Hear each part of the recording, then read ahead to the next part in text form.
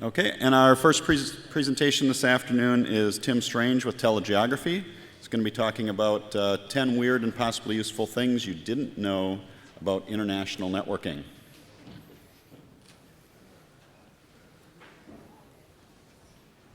Thanks very much, Jeff.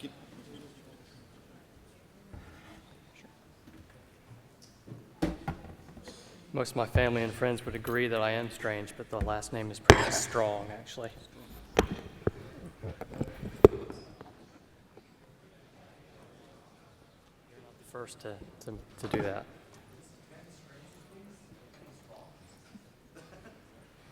Okay, can everyone hear me? I believe you can. Hi, my name is Tim Stronge, and I'm from the market research firm TeleGeography. And I'm here to present some information on international networks and how they relate to internet businesses. And I thought it might be appropriate, since we're talking about the internet, that I structure this talk as kind of one of those top 10 lists you sort of see on the internet from time to time. Kind of like a BuzzFeed slideshow, but without all the online ads. And I do the clicking for you. You don't have to click through. Now, I know what you're thinking right now. You're probably thinking, hey, this presentation could be kind of fun. But I want to reassure you that nothing could be further from the truth. At my last presentation at NANOG Baltimore last year, I started the presentation by claiming that I was an alien and then taking off my shirt and committing various other hijinks. I had a T-shirt underneath, but yeah, so don't get too excited. No. But since that time, I've come to realize that the NANOG community is an austere, even sober group of individuals. So I want to take the moment to apologize for my past behavior and also to reassure you that in this upcoming presentation, there'll be nothing, absolutely nothing, that will be strange, funny, or remotely interesting. So to begin, this top 10 list of well, admittedly, it is called Weird Things About the International Networks. Thing number one, the machines are taking over. Now, at TeleGeography, we've been tracking the makeup of international network demand for almost 25 years now. And for the longest time, we saw remarkable consistency. And that is the usage of international networks was almost always 80% allocated towards public IP backbones. IP backbone providers bought about 80% of the international networks, or the capacity on the networks. And then there's this others category. And if you see here back in 2009, this is these column charts we're showing here, you can see the blue bars, the ratio of those compared to others is about 80%. And again, that reflects basically what it's been since the late 1990s when the internet exceeded voice. So what's in this catch-all others category? Well, that is switched voice. Believe it or not, there still are some international circuits dedicated to carrying PSTN voice traffic. It's things like private networks for corporations, research and education networks, and even some CDNs have some transport capacity. But again, that was fairly small stuff for the longest period of time. But in the last couple of years, something interesting has happened. We can take a look here and see. There have been a handful of really big content providers that have decided to build data centers in different regions of the world. And furthermore, they made the decision to build internal networks with their own capacity or purchase capacity to connect those data centers and to mirror the data in between them. So essentially, you could call that machine-to-machine traffic, hence the rise in the machines here. And you can see what's happened across the Pacific. The ratio of the 80% rule is definitely going away. Public IP backbones at the end of 2014 barely exceeded 50%. And it's completely flip-flopped across the Atlantic. So why is that relevant to us? Well, there are a couple of reasons why it might be. One is that buying power has shifted away over time, from sellers of capacity to buyers. Why is that? It's because if the blue bars, if you split it up into the actual components of who bought that, it would take about 100 or 200 different slices. Essentially, there were a couple of hundred ISPs that purchased that capacity. But these yellow bars, by and large, that's just a literal handful of companies, the big content guys that own that capacity. So it's shifted some buying power away from the submarine cable operators or international network providers towards them. Secondly, the big thing that's happening is that's a lot of capacity. We're talking terabits here. And that means for subsea cables, for some of the content guys, they're at a scale where they're no longer happy just going out and buying a wavelength here and a wavelength there. They really want to have, for the most heavily trafficked routes, fiber pairs of their own, and if that's not available, they're even considering, well, it's likely that they're considering participating directly in some new submarine cables. So that's really changing the industry. But when I talk about the machines taking over, I don't really mean that they're literally taking over, as you can see in this chart. If you look at the x-axis, that's time, and the y-axis is the degree of the y-axis is the degree of artificial intelligence. Okay, I'm sorry. I thought I moved forward. I guess I went backwards. So if you look at this chart, the degree machines aren't taking over. Oh. Okay, I'm sorry about that. So this chart. Okay, I'm really sorry about this. One of you pulling my leg? No? Okay. Okay. It's okay, I still have 39 minutes. I can boot up in this time, so let's see what happens here. Okay, I've never seen this boot message, but let's see what happens, okay? Let's just let this ride out, and we're going to talk about machines not I think I need some water here.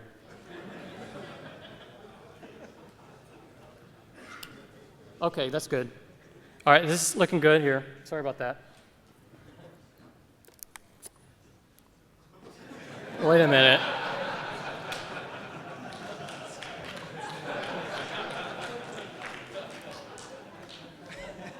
Okay, this doesn't seem good. Let's just move on.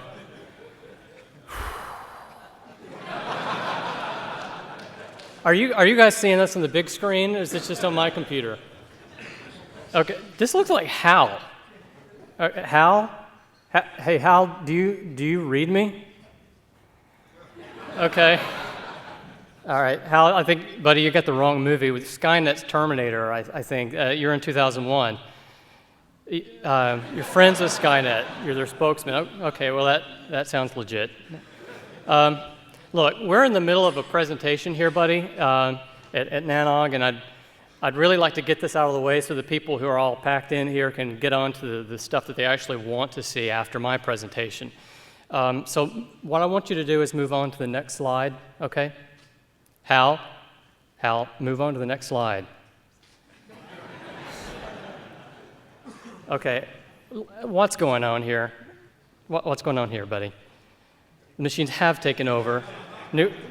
Humanity extinction? Okay. Listen, I tell you what, we've got 37 minutes left in this presentation. If you could just hold off. I've been practicing this for a little while. Let me finish this thing, and then you can, kill everyone. Does that work for you? Okay, I'm sorry about that. If I'm the one who brought down the extinction of humanity upon all of us, I admit it, my bad. Okay, so just move on. All right. Here's our list. We're back to our list. The first one is the machines are taking over.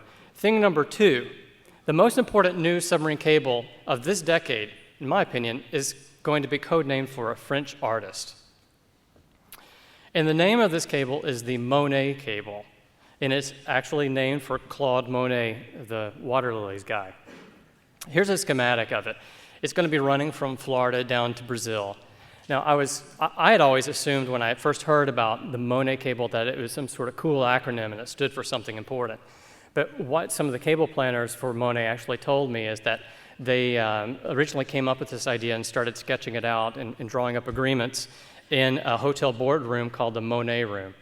And they put down this in some of the initial documents, and assuming that they would change the name later on. But when they got to that point, they realized it'd be too much of a hassle to change the name of this cable, so it kind of stuck. Sort of as if Return of the Jedi had always remained Blue Harvest. That's a Star Wars reference, which is a science fiction movie from the 1970s, early 1980s. Why is Monet significant? Well, again, this is on the Florida to Brazil route. Now, if you look at these column charts, they're showing prices roughly at the end of this year for a 10 gig wavelength between some big routes in the world from left to right. We're looking at London to New York, Los Angeles, Tokyo, Hong Kong, Tokyo, and then Miami, Sao Paulo. Now, one of these things is not like the other. One of these things is just not the same. Now, if you guessed the big rectangle, you're right. It's Miami, Sao Paulo prices are several multiples still, for the most part, of what we see on major routes in some other parts of the world. That US to South America cable route really hasn't seen the level of competition we've seen in intra-Asia, Pacific, and Atlantic. So what might happen with the introduction of Monet? And this is just speculation. But you can look back 5 years ago to another cable that Google was involved in. This is not the first cable that a content provider is providing, has been a core anchor. In that cable, Unity, Google used, to my knowledge, all of its vast amount of capacity, or is using it. It's not reselling it. But it had a handful of service provider partners.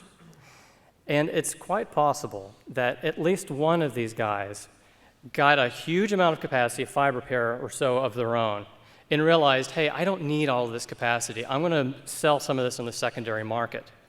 And indeed, you can take a look at what happened during the time right before and right after Unity was introduced into service, when it reached service, or RFS. This line is showing prices over time for the LA-Tokyo route. And the green portion of the line on the left is showing prices before Unity. Red is showing after Unity. And you can see there's a big dip. Now, I'm not saying that capacity dumping from some of the Unity owners was the sole reason or even the main reason for Trans-Pacific price declines. That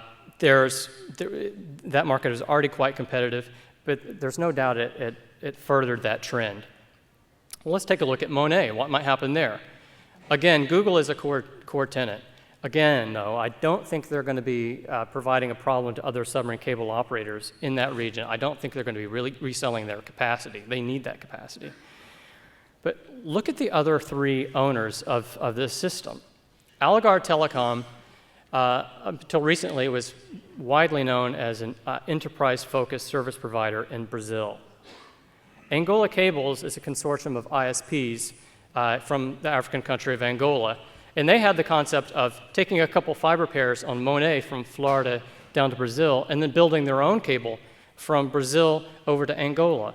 But due to funding problems, the South Atlantic cable from Angola to Brazil is on ice right now, leaving them with a stranded asset. And finally, Antel Uruguay. That is the PTT, the incumbent carrier for Uruguay, but Uruguay is a small, fairly small country. Do these three partners of Google really need all this capacity? Maybe they do, but if I were you and if you need to get down to South America with a lot of capacity, I'd be talking to some of these partners and see if you could do a deal to see if maybe they have some extra capacity. Thing number 3.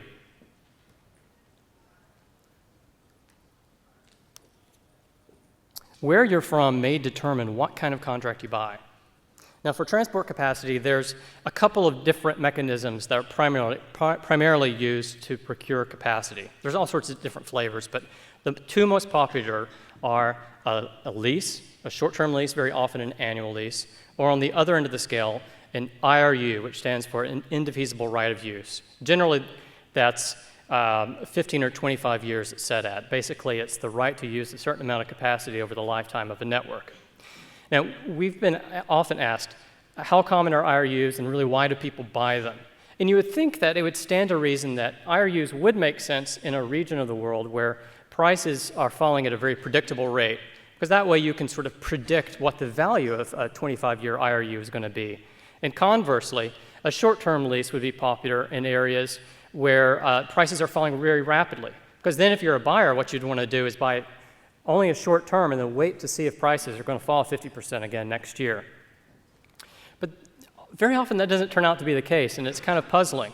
Instead, what we see is there's some geographic tendencies, almost down to the, explained by company culture.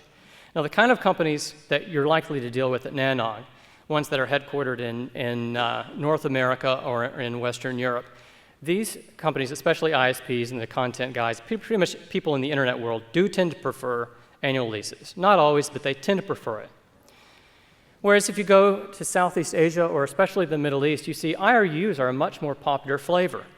I don't really understand why that is. It's not a universal truth, but it does tend to be something that we commonly see.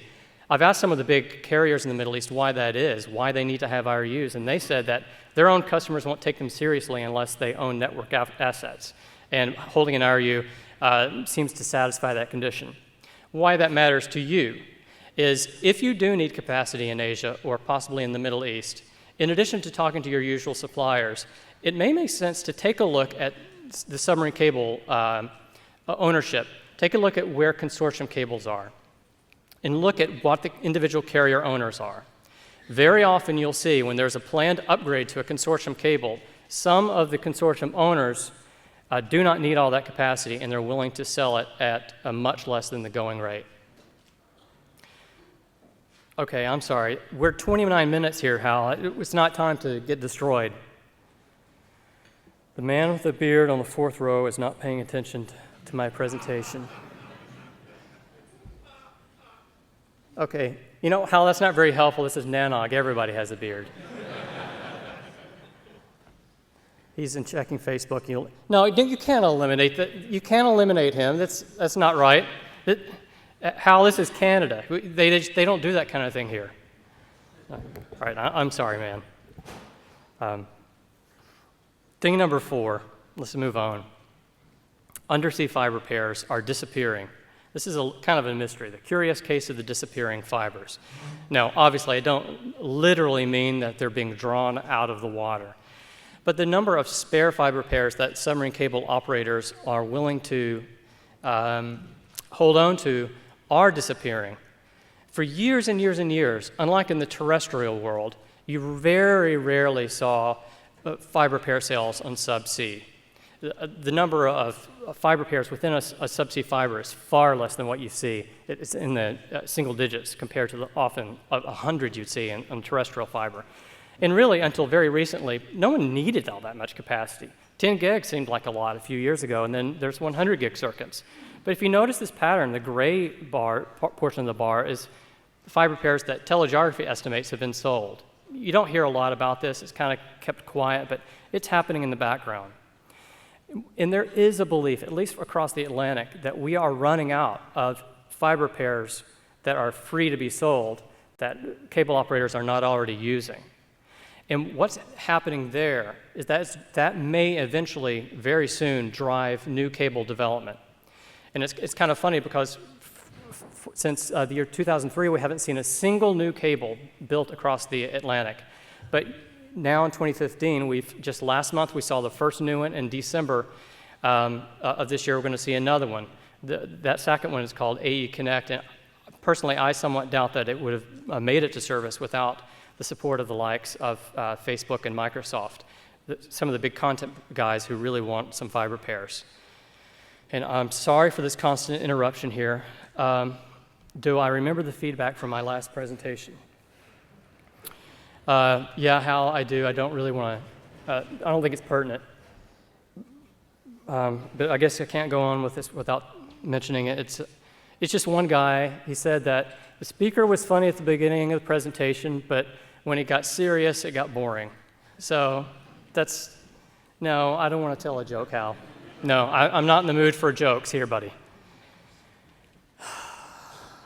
How, I don't know. How does a tree get on the internet? It logs on, okay, yeah. Yeah, well, we get it. We get it, logs. Yeah, we get it.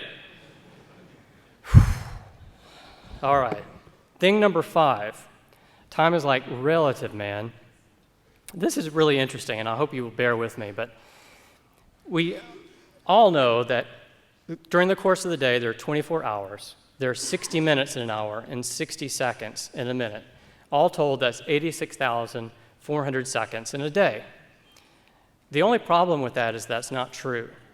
A day is actually about 1.5 milliseconds longer than that, just because whatever, I don't want to get into that, but it's longer. And over time, that adds up. Every few years, we actually have to add a leap second to our clocks to account for solar time, for this divergence. And if an accurate clock had been kept since the time of, say, Alexander the Great, for example, if he had an atomic clock back then, it would have been 4 hours wrong from where solar time is. And not only is the Earth rotating around a little bit more slowly than what we traditionally account for in a day, but we're actually decelerating. As we speak, we are. And the main reason for this is this guy, the moon. It's acting as a tidal brake on us. As we spin around, it's having a tendency to pull us back. So we are slowing down. On average, about 1.7 milliseconds per day compared to a century previous. So a day now is 1.7 milliseconds longer than what a World War I soldier would have been living in 1915. And again, that definitely adds up over time. It's believed that the Earth is about 4.5 billion years old. When the Earth was 4 billion years old, only 500 million years ago, one day was only 22 hours long. So how does that relate to what we're talking about today? Well, there's one cable that's essentially funded, completely predicated on the fact that there's a handful of companies that are completely obsessed with time. And those companies are called high-frequency traders. They are extremely latency sensitive. They want the fastest computers and networks connecting to their computers so they can spit out all these trades. Or more precisely, they want to make sure that no other competitor of theirs has a faster network than they do. So this company called Hibernia, which already owns a submarine cable, did something that I kind of think is fairly clever. It realized that the main reason for latency over long distances is propagation delay. So that's the distance it takes for light to travel through fiber. And the main way, or the only way really that I know of reducing that is to cut the length of the fiber. Hibernia looked at some maps and realized that back at the turn of the century, in the late 1990s and early 2000s, when all the other submarine cables are built across the Atlantic, many of them sort of jogged southward from the New York and New Jersey area, avoiding the heavily fished Grand Banks off of the coast of New England and the Maritimes in Canada, and then went up. And it makes sense to do so. It protects cables that way. Fishing is a danger to submarine cables. But Hibernia thought that if they invested a little extra in spending the time to trench the cable on the seafloor in the shallow areas and also to armor it where necessary, it could cut out a great deal of length on these cables. And in turn, they could sell this capacity to the high-frequency traders, or HFTs, for an arm and a leg. Now, how does this fit into time as relative? Well, this doesn't really matter. I just think it's kind of funny. But 2.9 milliseconds is my own calculation. It's not Hibernia's. It's not official. But about 2.9 milliseconds is what I estimate is the latency advantage Hibernia has over the closest competitor, now that Hibernia Express has been built. But they've been trying to get this idea off the ground since they announced it in 2010, 5 years ago. Since that time, we've lost 3,000 milliseconds of solar time. Now, that doesn't really matter to the HFTs. They just want to compete with people in their time, but I think it's kind of funny. Now, as a human, I have a little difficulty conceptualizing what 2 milliseconds is. So I looked up what the closest finish was in auto racing. Here's the closest in NASCAR. It was a 2 millisecond difference. See if you can spot the winner in this video here.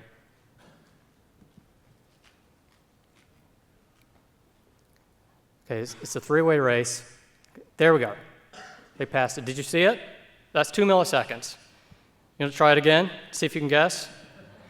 Watch the bottom and the top cars. Those are the two.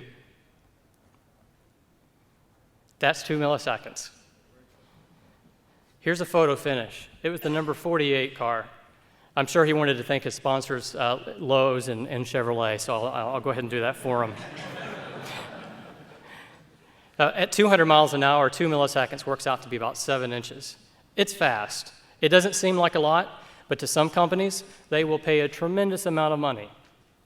But Hibernia still had a problem. And they came up with, I think, an ingenious scheme to solve this problem.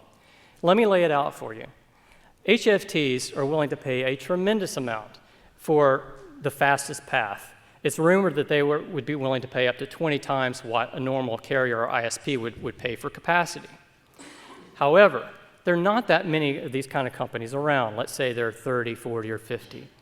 A submarine cable across the Atlantic costs, say, $400 million, maybe a little less to build.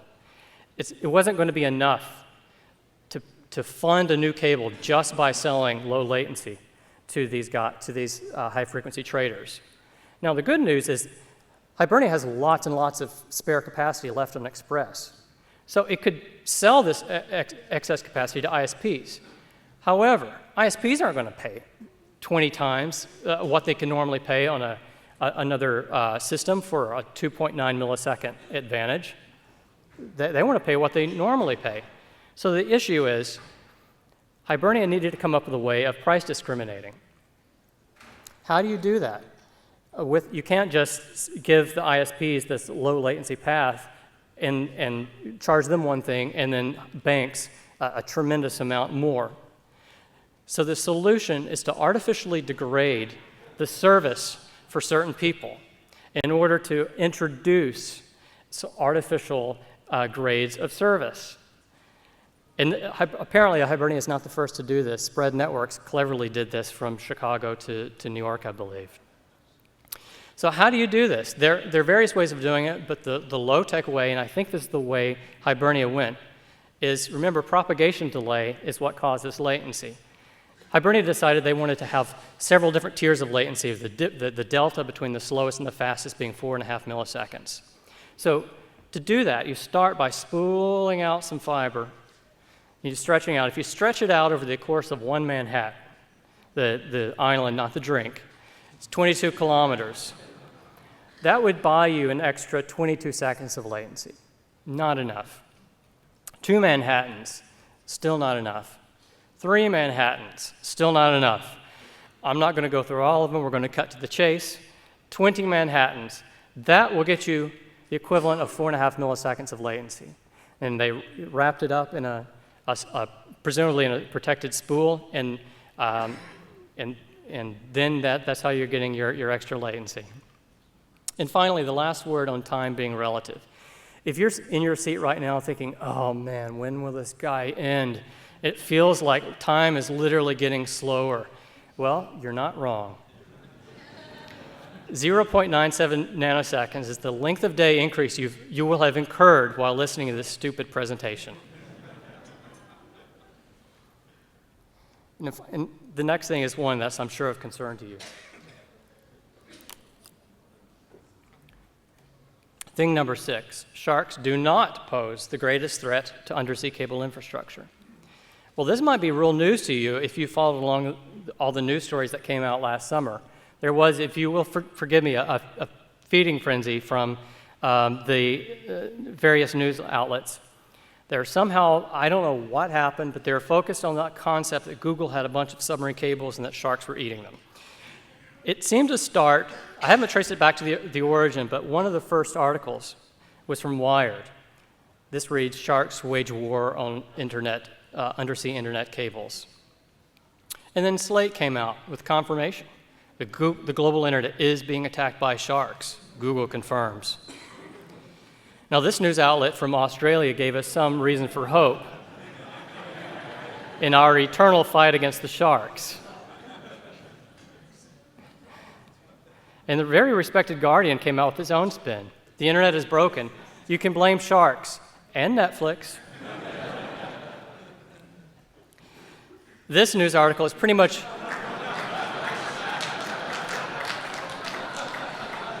this is pretty much all you need to know about the so-called, or the brand of so-called journalism from Gawker sites. And finally, this is my favorite. Notice the magazine, Fishing Tackle Retailer. They have a pure, professional, clinical reason for studying this question. So I did some basic shark research based on what I found. I Googled sharks eating fish, and I came up with about 1 million hits. Then I did sharks eating seals. It's about 400,000. Sharks eating the internet, 1.3 million. So, based on science, yeah. I found it a little surprising too, but I mean, you can't really argue with the logic. So what actually is eating undersea cables? Well, undersea cables are breaking all the time, on average about 100 a year. So during the course of this week, if we follow the average, 2 new undersea cables are going to be broken, or 2 additional ones are going to be broken. But it's not sharks. Of course, it's humans doing it.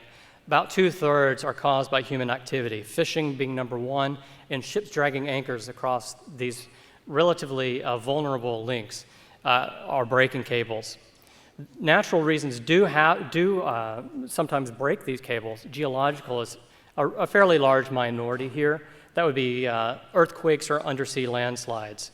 Now, this is the cause of external aggression to cables, a phrase I love. All that means, though, is that something happened to the cable. Component failure also does occur, but that's only about 5%. So this is about 95% you're seeing of what causes cable breaks. How about sharks?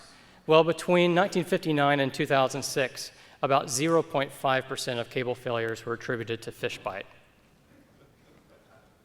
Now, at TeleGeography, we're always vigilant for new threats to our critical infrastructure. And this headline did catch my attention. I haven't seen a follow-up to it, but I do worry sometimes.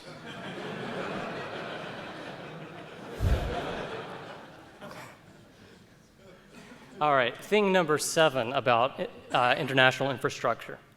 Carriers don't know how to price 100 gig capacity. Now, 100 gig capacity is reasonably common on terrestrial routes, and it was more slowly introduced into subsea routes. Most submarine cables do offer 100 gig wavelengths. And typically, cable operators and carriers try to price this at a premium over the more common commodity that they're used to dealing with, which are 10 gig waves. They tend to do this as a multiple. But what you can see that's kind of weird here, this is from last year.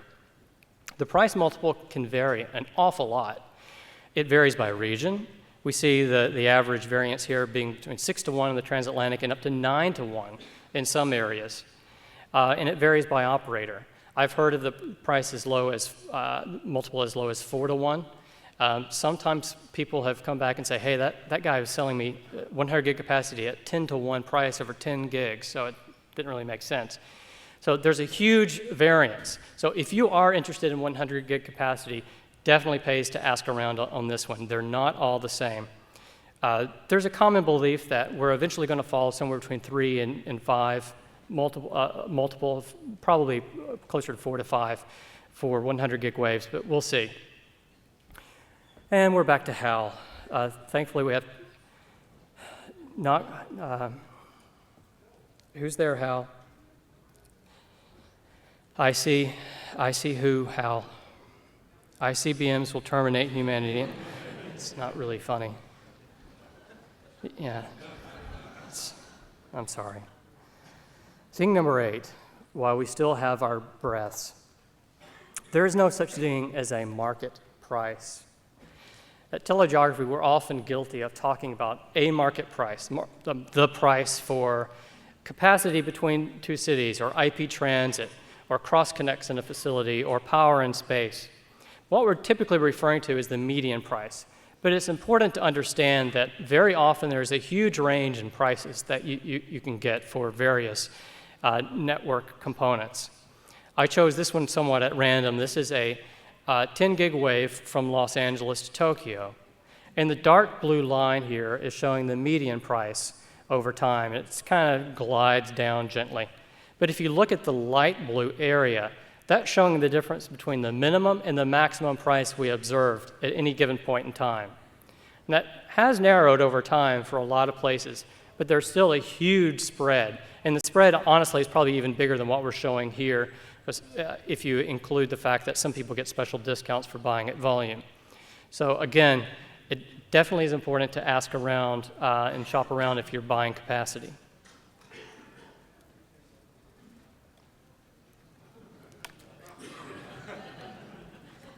Thing number 9, Colo is cheaper on average in the United States as long as you don't connect to anybody. By and large, power and space is what drives Colo costs. And what we're looking at here is the price of a rack or cabinet of 4 kilowatt density. I believe this is for a 2-year commitment, and we've amortized this over 1 month. So we're showing the monthly equivalent. And again, this is median. Your mileage may vary. There's minimum and maximum below and above this. But by and large, you can see some interesting trends already. A lot of U.S. metro areas, Colos average out a little bit lower than what we sometimes see in Europe. For example, Washington, D.C., and this set of metro areas that I chose to show is at the bottom of the chart, whereas London is at the top. But if you add in the cost of cross-connects, this is for 5 fiber cross-connects, you can see that the picture sort of flip-flops. Washington, D.C. suddenly becomes more expensive for Colo, when you include connectivity, than London. And the reason for that is, as a general rule, not always, Colo in the United States, the Colo operators have a slightly different business model. They charge a lot more for cross-connects, on average 3 times more than a European operator. So that's another important thing to keep in mind. And, oh man, I was afraid you were going to say that. Our time's at hand. I'm sorry, I guess we're not going to have time for questions. I'm really sorry, everyone. I could use some help here. If this is a room full of like 900 people who created and maintain the internet, you'd think someone could help me here. Anybody can help. Clippy? Clippy? I never thought I'd say this, but I am so happy to see you. It looks like It looks like the world's computers have gained sentience and are threatening humanity with extinction. Would you like help? Turn off Hal, get help writing a letter. Turn off Hal. Turn off. Oh no, Clippy! Clippy, you did it again. Oh man, Clippy's crashed us. But now that's happened before. Well, you know what? By crashing us, it looks like he's crashed Skynet, so we're saved. Thank you, Clippy. Appreciate it. Yay for Clippy. We're back. Merry Christmas, Bedford Falls. So I guess we have a few moments for conclusions and questions if we have any. The conclusions. First of all, there are new sources of demand for infrastructure.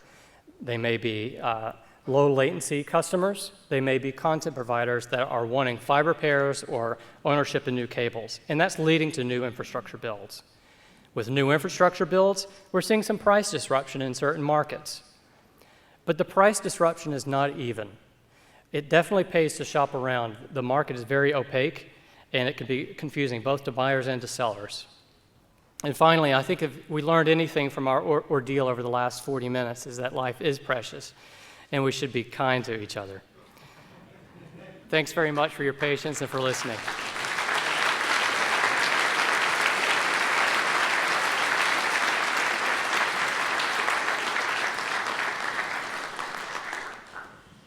So now that we haven't been murdered by homicidal computers, we do have a few minutes for questions.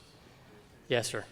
Matt Petak, Yahoo. I must have looked down at a critical juncture because I thought the last thing you showed us was thing number 9. What happened to thing number 10? I'll get Hal to, if you don't mind, I'll get Hal to help answer. If you look inside your heart,